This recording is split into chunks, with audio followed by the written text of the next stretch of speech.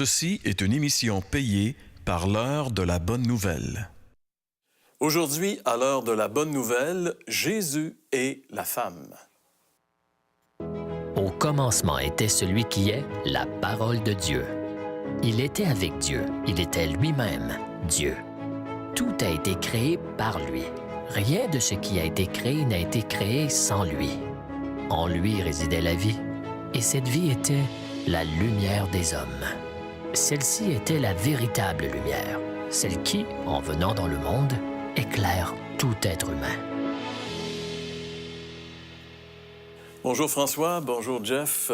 Alors aujourd'hui, on aborde un sujet quand même brûlant, un sujet qui peut parfois chatouiller bien des personnes. On va parler de la femme. En fait, Jésus est la jante féminine. Comment est-ce que Jésus s'est comporté? On le voit dans certaines situations, parce souvent on dit que la Bible, c'est misogyne, que l'apôtre Paul était un misogyne, que dans la Bible, comme dans certaines religions, la femme est amoindrie. Mais en général, c'est pas tout à fait la vérité. Et c'est loin d'être la vérité. En fait, les pays christianisés ont eu une attitude vis-à-vis de la jante féminine beaucoup plus respectable que les pays, ou en tout cas les endroits où le christianisme n'a pas fait un effet. De toute façon, François, tu es allé, toi, poser la question aux gens à ce sujet. Oui, une question 55-95 en spécial dans les grands magasins, les magasins à grande surface. Je leur ai posé la question, pourquoi les femmes sont-elles généralement défavorisées par rapport aux hommes? Alors, on écoute ça ensemble.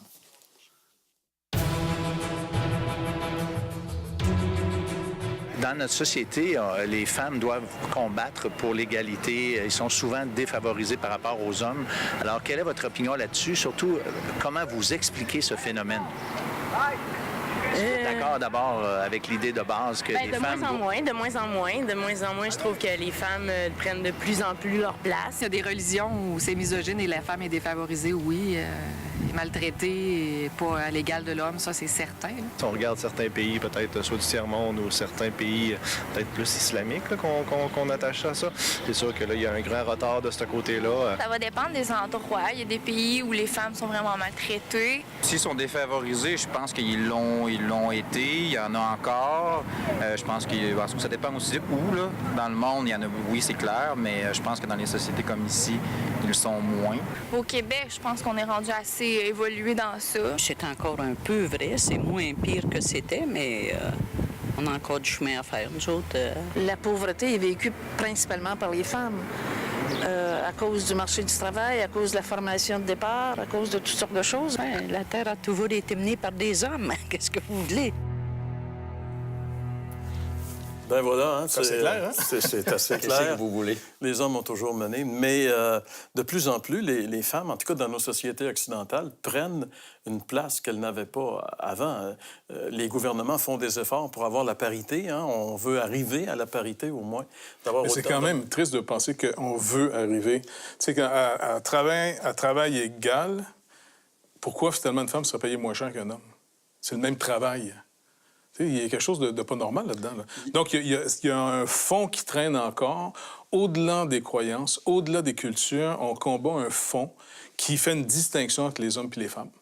C'est comme inscrit dans le conscient qu'on appelle le collectif de l'humanité. C'est comme si c'était... Honnêtement, j'ai comme l'impression que même si on fait des lois, même si on fait des choses... Les lois ne changent pas le cœur de l'homme. Les lois ne changent pas des concepts qui sont profonds chez l'être humain, pour ne pas dire chez les hommes, parce que si les femmes sont défavorisées, c'est généralement parce que les hommes, c'est leur faute, quoi. T'sais. En quelque part, c'est pas la faute des femmes, c'est la faute des hommes. Quelle était l'attitude de Jésus face à la femme? Ça, c'est assez intéressant. C'est notre sujet, puis on va en parler aujourd'hui à l'émission. On se retrouve immédiatement après la pause. Vous avez des questions ou des commentaires sur ce que vous venez d'entendre? Contactez-nous par téléphone ou réagissez sur les médias sociaux.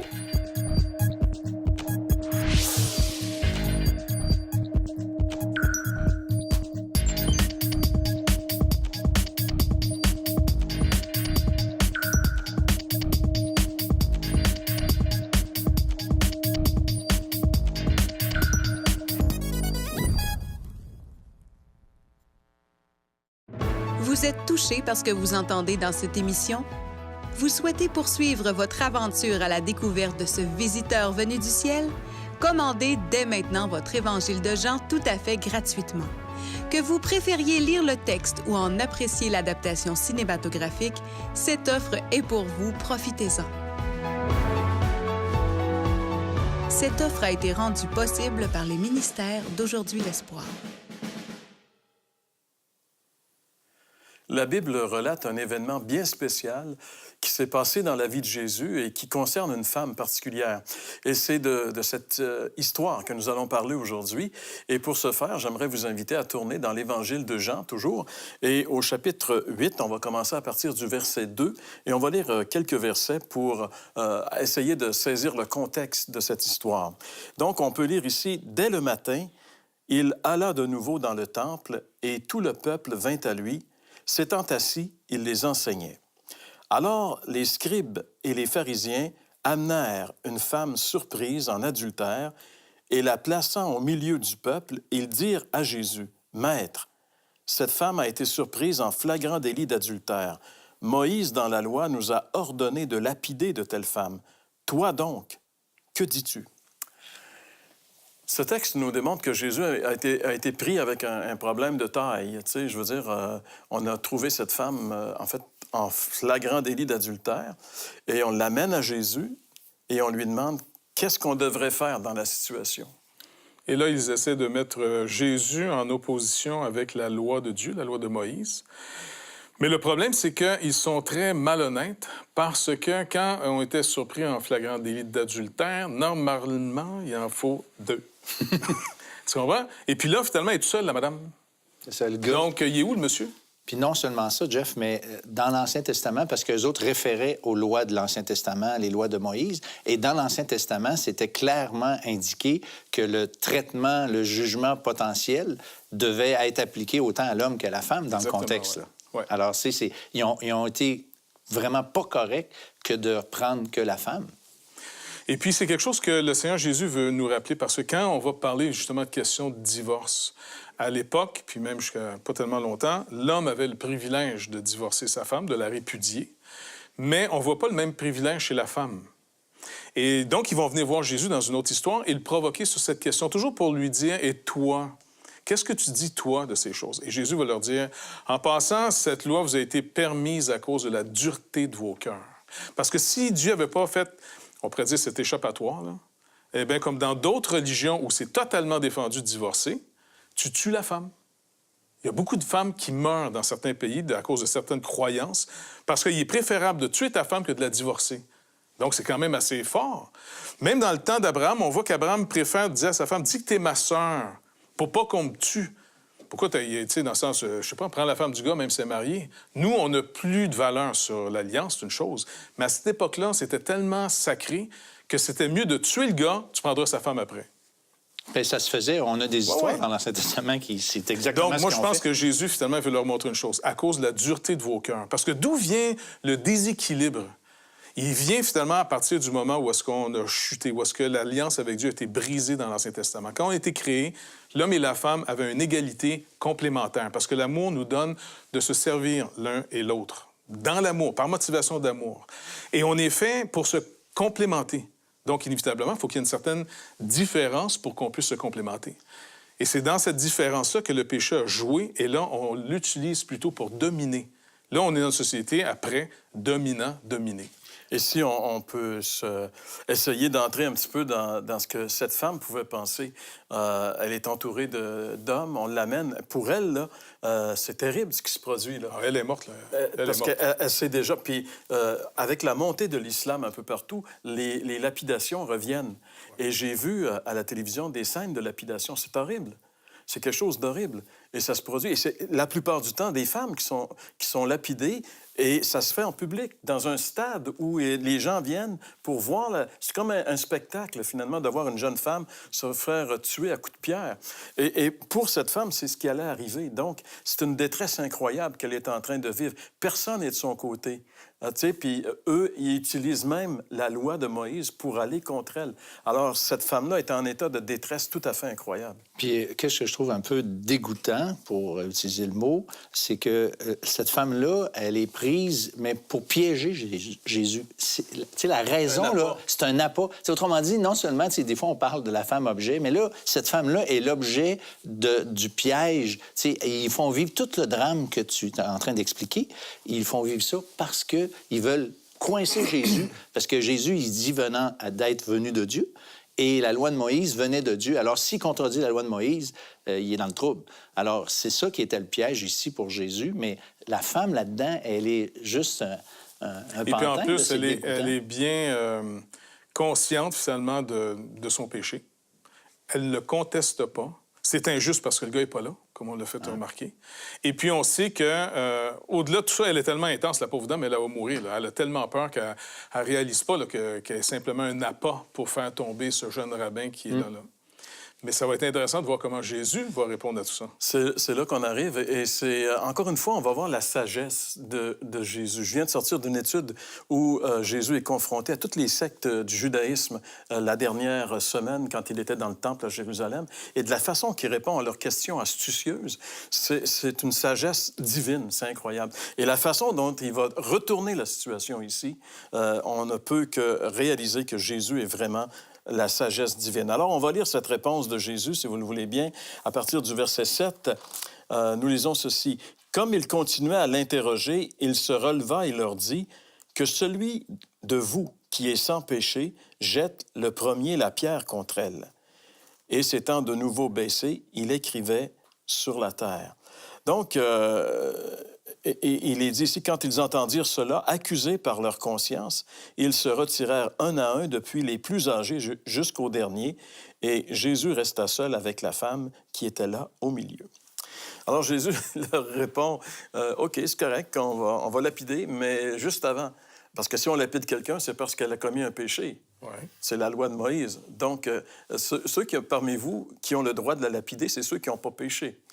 En plus, même pas de manière générale, parce que la Bible reconnaît que tous les hommes ont péché. Ces hommes-là savent que tout homme pêche. Mais quand tu accusais quelqu'un, tu ne devais pas être coupable d'un crime similaire. Alors, il est en train de dire, pas de problème. Si personne ici a de problème avec sa sexualité, qui a péché, qui a atteint le but que Dieu voulait sexuellement, parfait, que cette personne s'entache et pure, jette la première pierre, les autres suivront. Oui, puis la première pierre, dans l'Ancien Testament, elle était jetée par les témoins. Les témoins. Alors, les gars qui avaient vu, qui avaient pris cette femme en flagrant délit d'adultère, c'est eux qui devaient commencer la lapidation. Alors, on comprend que si c'était faux, les gars, ils étaient dans le petit soulier, mais Jésus, il commence par eux, tu sais, que celui qui n'a pas péché lance le premier la pierre ou la première pierre. Tu sais, c'est comme, OK, je vais laisser faire, puis un à un. Hein. Parce qu'on veut rappeler la loi de Moïse, même le cœur même de la loi, Jésus l'explique dans un autre évangile, celui de Matthieu. Il explique exactement où Dieu voulait en venir avec ces histoires de sexualité. Il dit, si un homme sort pour convoiter une femme, il a déjà commis avec elle l'adultère. Donc, c'est même pas une question de ne pas le faire, ce qui est déjà bien. Mais c'est, comme le Seigneur peut nous dire, pourquoi tu dois te retenir de ne pas le faire? D'où vient ce côté tordu que tu as? Donc, la loi, elle met en évidence le péché. Elle ne règle pas le problème du péché, mais elle expose le péché. Et là, eux, ils sont exposés. Jésus prend exactement le cœur de la loi. Il dit, en passant, comment ça se fait que vous étiez là à observer? C'est ça. Il fallait des témoins. Comment ça se fait que le gars n'est pas là? Donc, toute cette histoire révèle aucun d'eux atteint le but. Alors, selon la loi qu'ils citent même de Moïse, ils savent très bien que si ils arrivent à condamner par une personne innocente cette personne-là qu'ils ne trouveront pas, parce que sexuellement, la plupart d'entre nous, nous n'atteignons pas le but. Point final, c'est réglé. Alors, Jésus, finalement, il était le seul qui avait le droit de lancer la pierre. Et il ne l'a pas lancé. Et c'est pas qu'il a fermé ses yeux sur le mal qu'on fait. C'est qu'il va être lapidé à notre place. il va prendre la colère de Dieu à notre place. C'est juste comme ça que la femme peut sortir avec un pardon, pas avec on ferme nos yeux sur la faute, ou encore une fois, on éteint le commandement en disant non, allez-y, il faut faire c'est beau à ce temps. Le châtiment qui nous donne la paix est tombé sur lui. Exactement. Il l'a subi. Mais moi, je me remets un petit peu dans la peau de cette femme qui, il y a quelques instants, était stressée puis était certaine de mourir. Mais dès qu'elle entend que Jésus ouvre la bouche pour dire cette phrase, que celui d'entre vous qui n'a pas de péché lui lance la première pierre, elle devait commencer déjà à respirer, surtout qu'il est écrit qu'ils ont tous commencé à s'en aller. Tu sais, puis Jésus se retrouve seul avec elle. Ouais. C'est quand même intéressant. Il est plus vieux en premier. Oui. Le dossier était plus épais. Ouais. Et là, il va se passer quelque chose d'intéressant. Les paroles de Jésus qui vont exprimer ce qu'est la grâce de Dieu, à partir du verset 10. « Alors, s'étant relevée, elle ne voyant plus que la femme, Jésus lui dit, « Femme, où sont ceux qui t'accusaient? Personne ne t'a-t-il condamné? » Elle répondit, « Non. » Seigneur, et Jésus lui dit, « Je ne te condamne pas non plus. Va et ne pêche plus. » C'est assez spécial, là. Jésus, il se retrouve seul avec cette femme-là. Tu sais, tantôt, tous ses accusateurs étaient autour. Jésus a dit juste une parole. Les accusateurs sont partis. Maintenant, il est seul. Lui, comme tu le disais, il pourrait la lapider. Lui, absolument. Il pourrait. Il avait l'autorité morale de le faire. Absolument. Mais lui, il dit, moi non plus, je te condamne pas. Et comme tu disais, s'il peut dire ça, c'est parce que Jésus sait très bien qu'il va le porter, ce péché-là, comme il a porté chacun de nos péchés et chacun des péchés des gens qui nous écoutent. Jésus les a portés. C'est pour ça que le pardon et la grâce, c'est quelque chose d'accessible aujourd'hui. C'est pour ça aussi que la loi de Moïse, dans ce texte-là, n'est pas violée.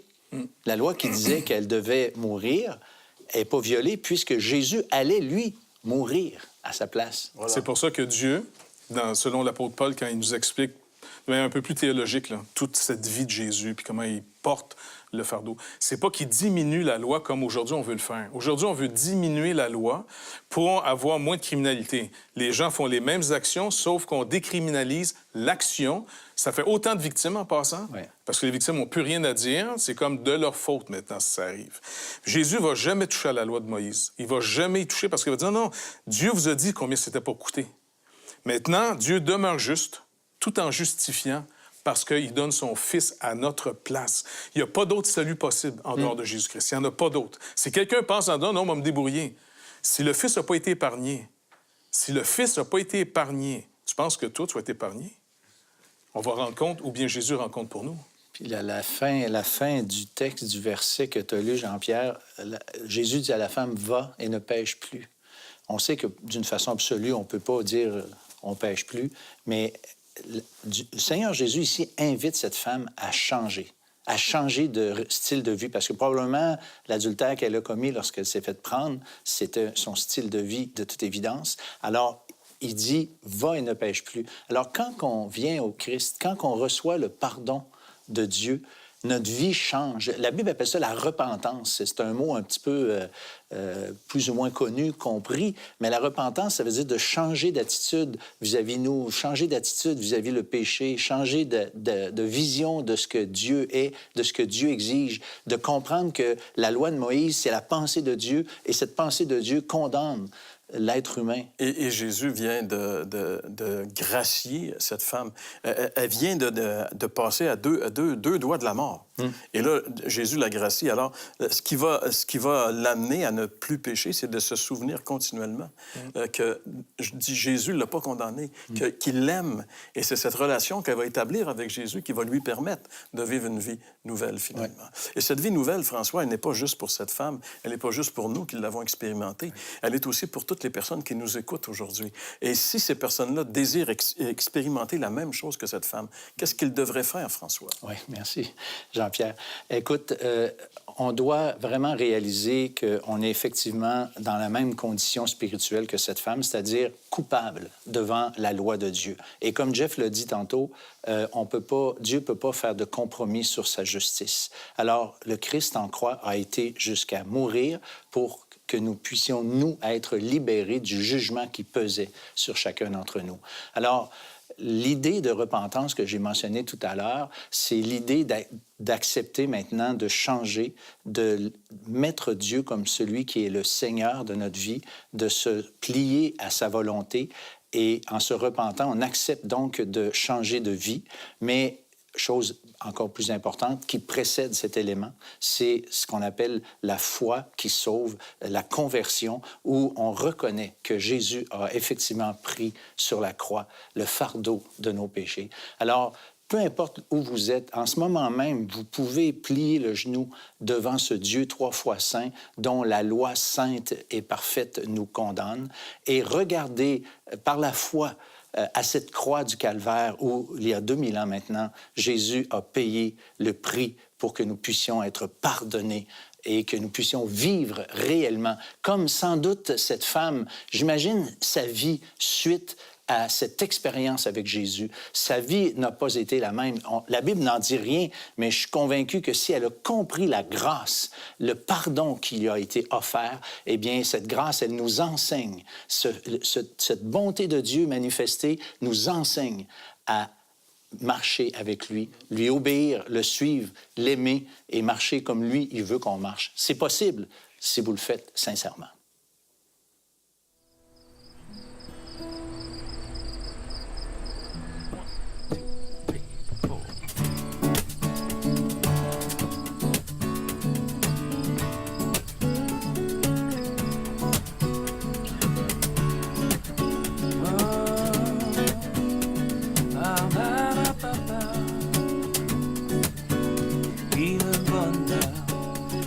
La grâce m'accompagneront tous les jours de ma vie. Oui, le bonheur et la grâce m'accompagneront tous les jours de ma vie. J'habiterai dans la maison de l'Éternel. J'habiterai dans la maison de l'Éternel. Oui, le bonheur et la grâce m'accompagneront tous les jours de ma vie. Il me conduit près des sources calmes. Je me repose dans son amour. Chaque jour, il restaure mon âme. Et dans ses sentiers, j'ai le secours. Oui, le bonheur et la grâce m'accompagnent tous les jours de ma vie. Oh, j'habiterai dans la maison de l'Éternel. J'habiterai dans la maison de l'Éternel. Oui, le bonheur et la grâce m'accompagneront tous les jours de ma vie. Come on, Jim.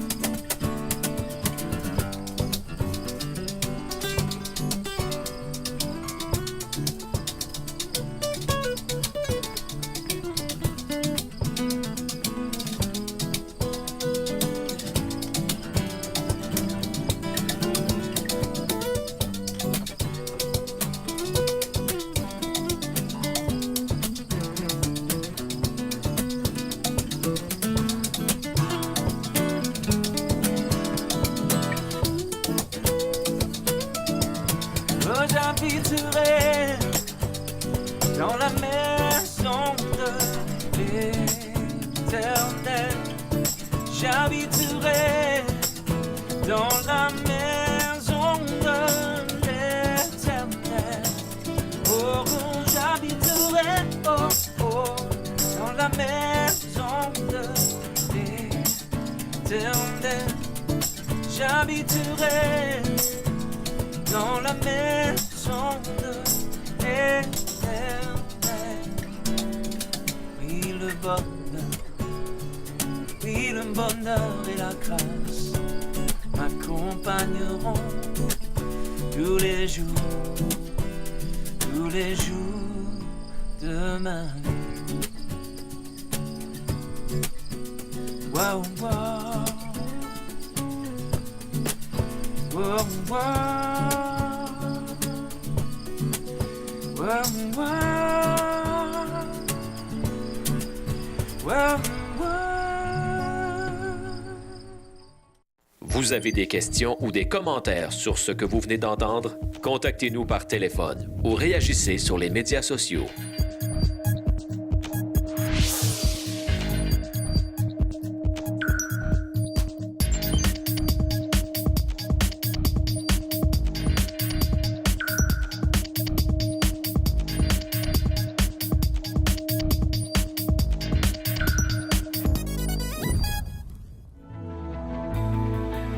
La série complète sera disponible sur DVD dès la fin de la saison.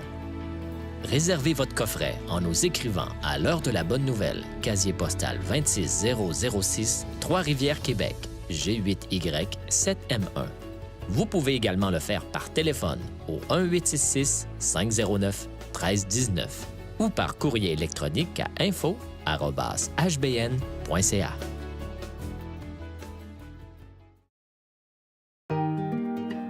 L'heure de la bonne nouvelle vous invite à participer à l'un des nombreux déjeuners de l'espoir. Ces déjeuners ont lieu dans plusieurs restaurants réputés de la province et vous sont offerts gratuitement. Pour connaître les détails concernant l'endroit, la date et l'heure pour votre région, composez le numéro sans frais 1-866-509-1319. Vous pouvez également consulter le site web www.déjeuner.org. S'il y a un élément qui ressort clairement de cette histoire, de cette femme adultère, c'est la grâce de Dieu, finalement. Ça a été la meilleure chose que ces gens-là ont fait, d'amener cette femme à Jésus. En l'amenant à Jésus... Il n'y avait pas nécessairement des bons motifs, mais quand même, c'était une bonne chose pareille. Non, mais c'est vrai, j'ai jamais réalisé ça. C'est la meilleure chose qu'ils pouvaient faire. Exactement. Et ils l'ont fait parce que c'est toujours la meilleure chose que de venir à Jésus avec nos difficultés, nos problèmes. Et ce beau chant qu'on a entendu, le bonheur et la grâce, c'est ce qu'on a besoin pour vivre, pour être heureux. Bonheur et grâce, et non seulement pour la vie présente, mais pour l'éternité également. Et cette expression, oui, le bonheur et la grâce, c'est le dernier verset d'un psaume de l'Ancien Testament, un psaume de David, où dans ce psaume, David dit « L'Éternel est mon berger ». Et il est en train de développer tout ce que ça lui apporte d'avoir confié sa vie à Dieu. Les bénédictions, et il dit « Il me fait reposer dans de verts pâturages, il prend ma défense, etc. » Il y avait une relation, David avait une relation avec Dieu. Et en fait, nous, à l'heure de la bonne nouvelle, ce qu'on vous invite, c'est à établir une relation avec Dieu. Et le seul moyen de le faire, c'est de passer par Jésus-Christ, parce que c'est le seul médiateur entre Dieu et les hommes. Alors, on vous invite à réfléchir sur l'importance de faire de Jésus votre Sauveur et votre Seigneur. Et on vous souhaite de passer une excellente semaine. Merci François, merci Jeff. Et on vous donne rendez-vous la semaine prochaine pour une autre émission de l'heure de la bonne nouvelle.